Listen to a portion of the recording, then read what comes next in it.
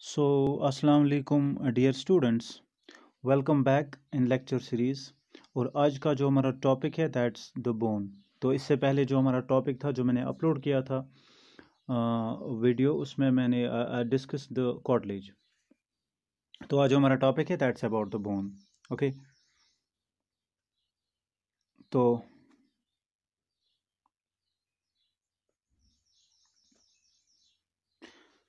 just go through the bone. First we'll study the bone, about its characteristics. What are the characteristics of bone?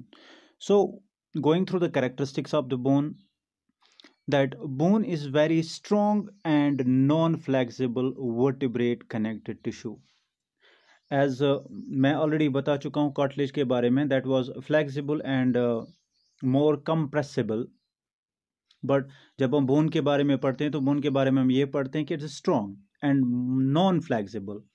So it's not having flexibility at all, like you are just finding that in the vertebral column, and it forms a vertebrate connected tissue. तो vertebrate already मैंने कहा, those organisms that pass the vertebral column.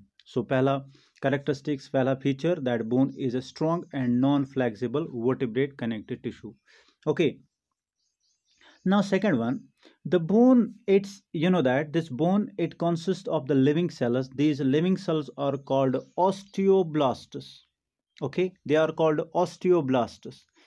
Now याद रखिएगा, the bone is made up of the living cells. The living cells are to be called as osteoblasts, where the cartilage that were having the cells, and they were to be called as chondrocytes. Here they are to be called as, here the bone cells are to be called as osteoblasts, and these osteoblasts are embedded in the calcified matrix. Okay, like you will just find these are the osteoblasts. this is the matrix जो आप देख रहे हो, matrix पूरा, और इस matrix में पाए जाते हैं these cells. They are to be called as osteoblasts. Now this is the osteoblast. ये है osteoblast. It's also to be called as a bone cell or osteoblast. Okay, osteoblast or bone cell. So what I am telling you, that the this bone, it consists of the living cells. And what are the living cells to be called as? Osteoblasts. Osteoblasts. Ab next one. So what about the next, that these osteoblasts, our bone cells, they are contained or present in the space, means that they are surrounded by, or they are contained with the space that's to be called as lacunae. और ये कह सकते हैं कि osteoblasts जो होते हैं, they are filled or they are surrounded or encompassed by the space, that's to be called as lacunae. And you know that, which are arranged in concentric whorls or circles present throughout the matrix. तो आप यहाँ पे देखिए, मैं फिर से दिखा रहा हूँ आपको। देखिए, मैं बता रहा हूँ कि these are osteoblasts, and these osteoblasts, this osteoblast, it is surrounded by the space that's to be called, it's contained within the space that's to be called as lacunae. So what I am telling you about these osteoblasts, ये जो osteoblasts are the bone cells, they are arranged in concentric circles. देखिए concentric circles आपको दिख रहे हैं, आपको दिख रहे हैं concentric circles. हाँ, they are arranged in concentric circles. आपको दिख रहे हैं, these bone cells are arranged in concentric circles. Okay, these are arranged in concentric circles. So what I am telling you, that these osteoblasts, they are arranged in concentric circles. तो आपको matrix, through out the matrix एक चीज दिख रहा है, ये पूरा matrix में आपको ये अरेंजमेंट्स आपको दिख रहे हैं कि ऑस्टियोब्लास्ट जो होते हैं, they are present in concentric circles. दिख रहा है आपको कॉन्सेंट्रिक सर्कल्स लाइक दिस. तो अगर आप देखना चाहो, ये रहे कॉन्सेंट्रिक सर्कल्स, ये जो दिख रहा है concentric circles, actually they are the osteoblasts और the bone cells which are arranged in concentric circles like this. Okay, arranged in concentric circles. कौन? bone cells. तो ये पूरा मैट्रिक्स में आपको दिख रहा है. तो और चीज़ मैं आपको बताना चाहूँगा कि ये जो लेकुनी है और these bone cells, they are supplied with the blood vessels, they are supplied with the blood vessels and oxygen, they are supplied with the nutrients and oxygen. आप लेकिन ये ऑक्सीजन और न्यूट्रेंट कहाँ से आता है? This is the the structure that is to be called as Haverson canal. The Haverson canal is a tube or it's a tunnel. ये दिख रहा है आपको, ये दिख रहा है, अगर मैं पॉइंटर से भी आपको दिखाऊं यहाँ पे, दिस वन, ये लीजिए, ये, and this one,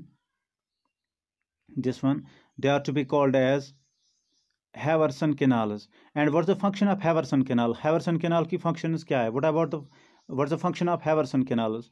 तो Haverson canals की function क्या है? ये जो Haverson canals आपको दिख रहे हैं, what's the function of Haverson canals? Actually they are the tubes or tunnels. और इनके अंदर क्या चीज पाई जाते हैं? इनके अंदर पाए जाते हैं nerves and capillaries, blood capillaries. These Haverson canals, they are transversed by they are tubes, actually are tunnels, and transversed by nerves and capillaries. And what is their function? That they allow the supply of nutrients and oxygen. So यहाँ से इस Haverson canal से bone cells को मिलती है क्या? Bone cells जो osteoblasts हैं उनको मिलती है ऑक्सीजन सप्लाई और न्यूट्रेंट्स.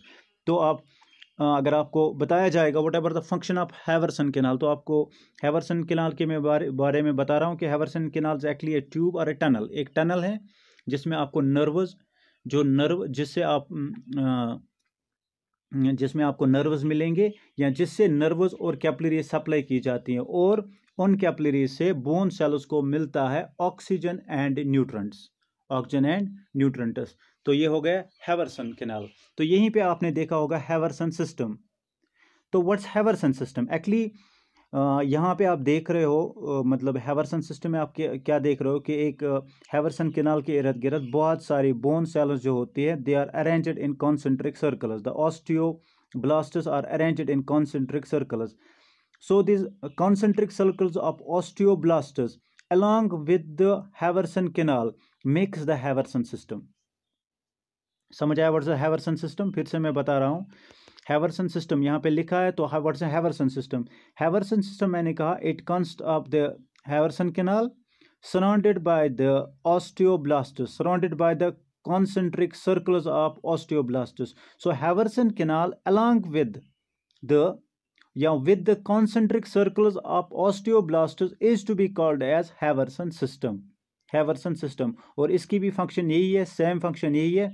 जैसे Haverson canal, जैसे मैं आपको बताना चाहूँ कि Haverson canal में पाई जाती है, और Haverson ट्यूब और कैनाल और टनल, जो भी आप कहना चाहो, ट्यूब कहो, कैनाल कहो और टनल कहो, इसमें पाई जाती है ब्लड सप्लाई और नर्वस. लेकिन इनसे ही जो पूरा Haverson सिस्टम है, ये पूरा Haverson सिस्टम जो है ये सप्लाई करता है न्यूट्रेंट्स एंड ऑक्सीजन. किनको?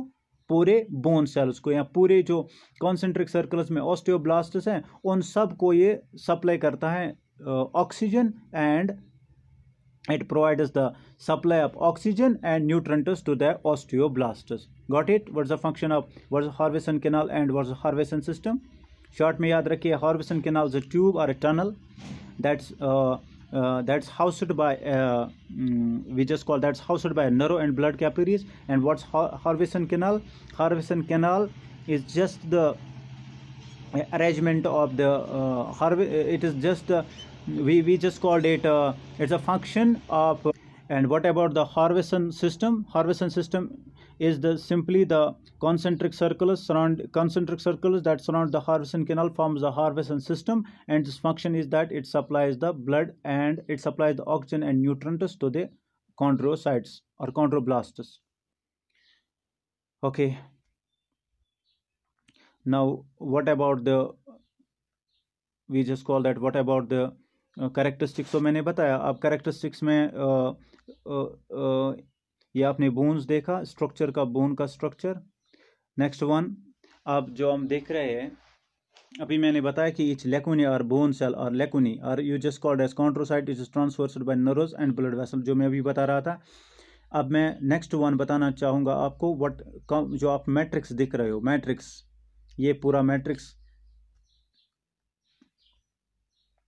दिस वन, ये पूरा जिसमें मैट्रिक्स जो आपको दिख रहा है पूरा ये मैट्रिक्स, इस मैट्रिक्स में पाई जाती है, इसमें पाया जाता है एक haversian canals. What is this matrix made up of? It matrix में आपको कौन कौन सी चीज़ें मिलेगी? So matrix is composed of 30% of organic material. जो आपका बोन का मैट्रिक्स है, in which the osteoblasts are embedded, okay, जिसमें ऑस्टियोब्लास्ट्स मिलेंगे आपको, जिसमें हैवर्सन कैनाल आपको मिलेगा। तो इस मैट्रिक्स में क्या क्या चीज़ पाई जाती है? इसमें आपको 30% ऑफ ऑर्गेनिक मटेरियल मिलेगा। ऑर्गेनिक मटेरियल्स क्या होते हैं? ऑर्गेनिक मटेरियल्स में पाए जाते हैं कोलेजन फाइबर्स और ग्लाइकोप्रोटीन्स। याद रखिए। What about the organic material? जो मैं 30% ऑफ ऑर्गेनिक मटेरियल बता रहा हूँ आपको, that 30% of organic material of bone, it consists of the collagen fibers and glycoproteins. So collagen fibers and glycoproteins make the 30% of the matrix. Okay, they make the 30% of matrix. They make the 30% of the matrix. कौन? collagen fibers and glycoproteins. और rest जो 70% bone का है, that is composed of bone salts. तो 30% is composed of organic material, that is collagen fibers and glycoproteins. और उसके बाद जो 70% ऑफ बोन का रहता है, मैट्रिक्स का रहता है, वो है बोन साल्ट्स का। चलिए, आप बोन साल्ट्स में कौन कौन से साल्ट्स में आपको मिलेंगे? एक तो आपको मिलेगा इसमें से फॉस्फेट्स। याद रखिएगा, फॉस्फेट्स बोन साल्ट्स में आपको मिलेगा। यहाँ पे फॉस्फेट्स एक, कार्बोनेट्स दूसरा, calcium and magnesium. Calcium magnesium, देखिए बोन साल्ट्स के में जो 70% ऑफ बोन साल्ट्स बोन्स में पाए जाते हैं, बोन के मैट्रिक्स में जो 70% ऑफ बोन साल्ट्स पाए जाते हैं वो कौन कौन से हैं? फिर से सुनिए। It composed of phosphates, carbonates of calcium and magnesium. Okay, it consist of the what I am telling you, that 70% consists of the phosphates and the carbonates of calcium and magnesium. और इसमें एक और bone salt पाया जाता है, that is hydroxy apatite. तो अब इनका क्या काम होता है? These inorganic are responsible for inorganic, I mean say that the inorganic salts. What are the function of the salts? These salts are responsible for the hardness of bone. ये bone को strong कर देते हैं, hard बना देते हैं। सो ये भी कभी आपसे क्वेश्चन पूछेगा, what's the function of organic salts? Function of organic salts is that they are responsible for hardness of bone. Okay, now ये था मैट्रिक्स में क्या चीज़ पाए जाते हैं? 30% of the organic and 70% of salts. Organic जो मैंने बताया अभी, कोलेजन फाइबर्स एंड ग्लाइकोप्रोटीन्स, और साल्ट्स में क्या पाए जाते हैं? Phosphates and carbonates of calcium and magnesium and hydroxyapatite. तो मैंने कहा what's the function? They provide hardness to the bone. अब बोन के बारे में जो मैं बता रहा हूँ, बोन सेल, जिसको आप ऑस्टियोब्लास्ट भी कहते हैं, अलग से मैंने बोन सेल को, ये आपको दिख रहा है यहाँ पे, ये सारी बोन सेल्स हैं, ये सारी बोन सेल्स है जो आपको हार्वेशन कैनाल्स में दिख रहा है। तो हार्वेशन कैनाल्स के इर्द गिर्द आपको दिख रहे हैं सारे बोन सेल्स हैं। तो मैं यहाँ पे बोन सेल्स को अलग कर देता हूँ। This is the bone cell, और it's also to be called as osteoblast, and this osteoblast consist of the nucleus. ये जो दिख रहा है आपको न्यूक्लियस, प्रोमिनेंट न्यूक्लियस, और इसमें पाई जाते हैं द साइटोप्लाज्मिक प्रोसेसेस। ये देखिए साइटोप्लाज्मिक प्रोसेसेस, जैसे आपको जो स्ट्रक्चर शायद आपने एक न्यूरॉन में भी देखा होगा, एक नर्व सेल में भी देखा होगा, वहाँ पे डेंड्राइट्स का ऐसा स्ट्रक्चर आपको मिलता है, इस तरह के स्ट्रक्चर्स मिलते हैं। ओके, ये स्ट्रक्चर जो यहाँ पे है, these are the protoplasmic processes, and these protoplasmic processes are to be in the osteoblast, they are called as canaliculi. याद रखिए, they are to be called as canaliculi. These outgrowths, these protoplasmic outgrowths of the osteoblast, they are to be called as canaliculi. Okay, इनको canaliculi बोलते हैं। They are to be called as canaliculi. समझ आया? ये bone cell और the protoplasmic processes of this osteoblast, they are to be called as canaliculi. Got it? Now what are the functions of the bone. अब bone के बारे में, bone की functions क्या है। चलिए, बोन जो हमारा होता है ये हमें हमारा इंडोस्केलेटन बनाता है। इंडोस्केलेटन तो एक तो हो गया एक्सोस्केलेटन जो आपको ऊपर से कवर करके बॉडी के ऊपर से कवर करे, दूसरा हो गया आपका इंडोस्केलेटन। एक्सोस्केलेटन जो आपके बॉडी के बाहर कवर करे, और इंडोस्केलेटन जो आपके बॉडी के अंदर कवर करे। यानी कि आपका जो बोन्स होते हैं ना, आपके जो बोन्स होते हैं ये आपका इंडोस्केलेटन बनाते हैं। वर्टिबल कॉलम जिसे आप कहते हो पूरा स्केलेटन बॉडी का बनाता है। तो हो गया ये। provides levers for the moments of support, and so this help us, and you just know that they help in the movement and the support of the body। ये बॉडी के movement और बॉडी के support, body organs के movement और body के support में मदद करते हैं। कौन? एंडोस्केलेटन। आप कंसिडर कीजिए कि अगर आपके स्केलेटन निकाला जाएगा तो व्हाट विल द कॉन्सिक्वेंस। तो एक it just a mass of muscles. So a human will be a human or an organism will be just a mass of muscles, and is not able, and he will be not able, or any organism is not will be not able to move without the endoskeleton or without the bones। तीसरा function ये तो already आपको पता ही होगा कि bones protect delicate tissues and organs. जो आपके bones के इर्द गिर्द, बोन जो आपका रिब केज बनाता है, आपको आपके हार्ट, आपके लंग्स को प्रोटेक्ट करता है। बोन्स के अंदर बोन्स आपका वर्टिबल कॉलम बनाता है, और वो वर्टिबल कॉलम आपके स्पाइनल कॉर्ड को प्रोटेक्ट करता है। सो आपके यहाँ बोन्स आपका शकल बनाता है, और शकल आपके डिलिकेट ऑर्गन ब्रेन को प्रोटेक्ट करता है। तो ठीक है। तो besides the you just find the what's the function of bone. Bone protects the delicate tissues and the organs. ये आपके डिलिकेट टिश्यूज और डिलिकेट ऑर्गन्स, जैसे मैंने कहा डिलिकेट ऑर्गन जो आपका लंग है, आपका हार्ट है, या आपका ब्रेन है, वहाँ पे as a skull, as a rib cage, और एज अ वर्टिबल कॉलम जो है एज अ बैकबोन को as a backbone spinal cord को प्रोटेक्ट करता है। एज अ सकल ये ब्रेन को प्रोटेक्ट करता है, और एज अ रिब केज ये लंग्स और हार्ट को प्रोटेक्ट करता है। So dear students, this was all about the bone. In coming lecture we will study the important topic and last topic of it, that is to be called as neurons। तो वहाँ पे हमें structure of neuron पढ़ना है। So in the last topic will study the neuron of its structure and functions of the different parts of the neuron। Okay, thanks।